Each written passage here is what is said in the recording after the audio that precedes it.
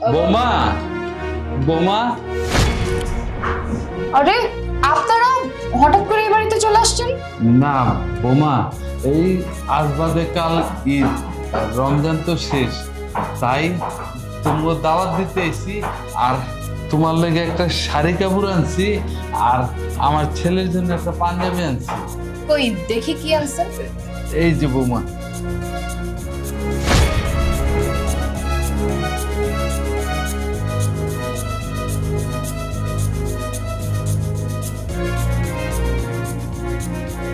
মানে এগুলো কেউ পরে? এগুলো কি নিয়ে আসছেন আপনি?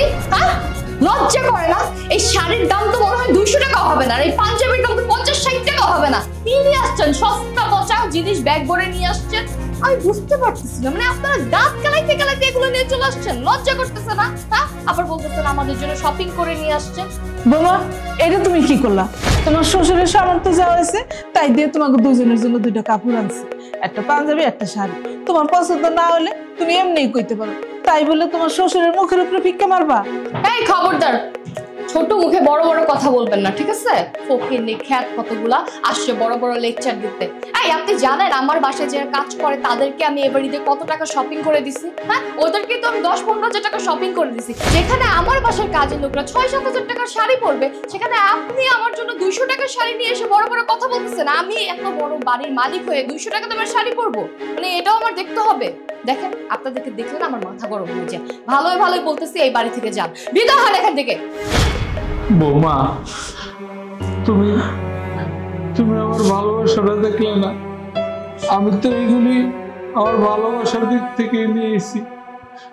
তুমি সেই ভালোবাসাটা না দেখা তুমি এই কাপড় চোপড়ের দামটাই দেখা, তাই বলে তুমি আমার মুখের উপরে ভিক্ষা মারতে পারলা।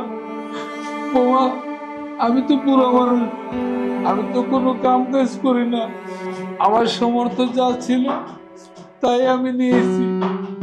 তুমি তাই বলে আমার এভাবে অপমান করতে পারলা? আপনাদের এসব সস্তা পচা ভালোবাসা আমার কোনো দরকার নাই। আপনাদের মতো দুইজন গাইয়া খেয়াল আমাকে ভালো না বাসলেও চলবে, ওকে? এত কথা না বলে এখান থেকে জানতো, আমার মুড খারাপ করে না। যান এখান থেকে, লজ্জা করে না আপনাদের? মা, বাবা, তোমরা কখন আসছো? এই তো বাবা, কিছুক্ষণ আগে। তুই যে বাড়িতে আসছস সেটা জানতাম না। হয়েছে কি বাবা, আমরা ঈদের দাওয়াত দিতে এসেছিলাম, 2 দিন পরে ঈদ, তাই খালি হাতে কিভাবে আসুক, তোর জন্য একটা পাঞ্জাবি আর বৌমার জন্য একটা কাপড় নিয়েছিলাম। সেগুলি বৌমার পছন্দ হয় নাই, পছন্দ নাই হইতে পারে। তোরা এখন দামি জায়গায় থাকুস, শহরে থাকুস, দামি পোশাক পরস, কিন্তু সেইগুলি বৌমা আমার মুখের উপরে। আলে, তুমি আমার গায়ে হাত তুললে? এই চুপ! আর একটাও কথা বলবি না। আমার তো উচিত ছিল তোকে জুতা পেটা করা, আমি সেটা করি। অনেক সহ্য করছি, এই সব কিছু আমি অনেক সহ্য করছি, আর না। তুমি কি বলতে চাচ্ছ? তোমার এই বাবা মার জন্য তুমি এখন আমাকে মারবে? আমার মুখে মুখে কথা বলতেছো? বুঝতে পারতেছিস না? মানে এখনো বুঝতে পারতেছিস না আমি তোকে কি বুঝাইতে চাচ্ছি? অনেক সহ্য করছি।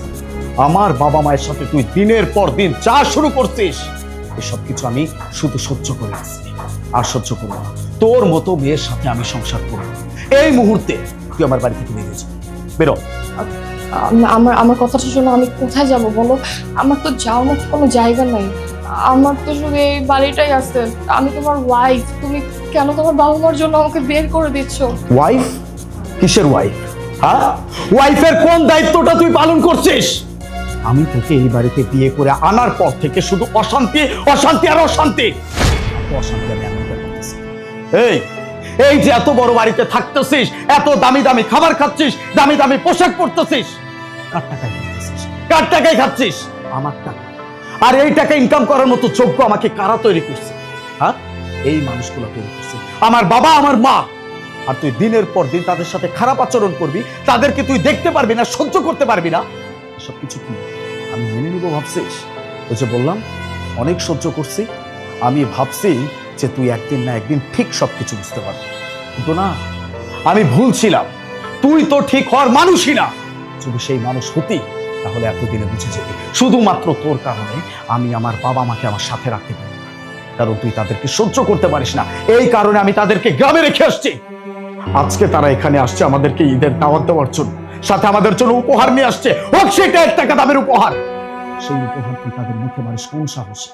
আমার বাবা মা যদি আমার সাথে না থাকতো আজকে এরকম একটা অবস্থানে আমি দাঁড়ায় থাকতে পারতাম না। আমার মতো একজন এস্টাবলিশ ছেলের ওয়াইফ তুই হতে পারতি না। আর আমাকে তুই ওয়াইফের কথা বলতেছিস, সেই ওয়াইফের কোন দায়িত্বটা তুই এখন পর্যন্ত পালন করছিস? অনেক সহ্য করছি, বলছি না? চল, তোর মতো মেয়ের সাথে আমি থাকবো না, বেরিয়ে যা। আলিফ, আলিফ, আই এম সো সরি। আমি আমার ভুলটা বুঝতে পারছি। দেখো, তুমি মাথা ঠান্ডা করো। আমি আর কখনো এরকম অন্যায় করবো না। আমি বুঝতে পারছি যে আমি অনেক বড় অন্যায় করতেছি। বাবা মা ওকে একটু বোঝান না প্লিজ। আমি কোথায় যাবো বলেন? আমার তো যাওয়ার মতো কোনো জায়গা নাই। আলিফ প্লিজ আমাকে মাফ করে দাও, আমার ভুল হয়ে গেছে। বাবা, বৌমা তার ভুল বুঝতে পারছে। ও ছোট মানুষ, আর তুই বাড়ি থেকে বাইর করে দিস না। বৌমা হচ্ছে ঘরের লক্ষ্মী। আমি তো কখনো বৌমারে বৌমা মনে করি না। আমি মনে করি আমি আমার ছেলের বিয়ে করে আমি আমার আরেকটা মেয়ে পাইছি। বৌমারে তুই মাফ করে দে। হ্যাঁ বাজান, বৌমারে তুই মাফ করে দে। ও যখন ওর ভুল বুঝতে পারছে, আমরাও মনে কোনো কষ্ট রাখিনি, আমরাও ভুলে গেছি। দেখ, যেই মানুষগুলাকে এতক্ষণ যাবত অপমান করতেছে, যাদেরকে তুই সহ্য করতে পারিস না, সেই মানুষগুলা তোর হয়ে সাফাই গাইতেছে। লজ্জা যদি থাকে শুধরায় যাবে। আমি শুধুমাত্র আমার বাবা মায়ের কথাই আজকে তোকে আমি শেষবারের মতো ক্ষমা করলাম। কিন্তু আজকের পর যদি কোনোদিন এরকম কোনো কিছু আমি আবার দেখছি, সেদিন আর তোর কোনো নিস্তার থাকবে না। আর একটা কথা, আজকের পর থেকে আমার বাবা মা এই বাড়িতেই থাকবে, আমাদের সাথেই থাকবে। দেখি কার কোথায় কোন সমস্যা। বাবা মা, চলো ভিতরে চলো।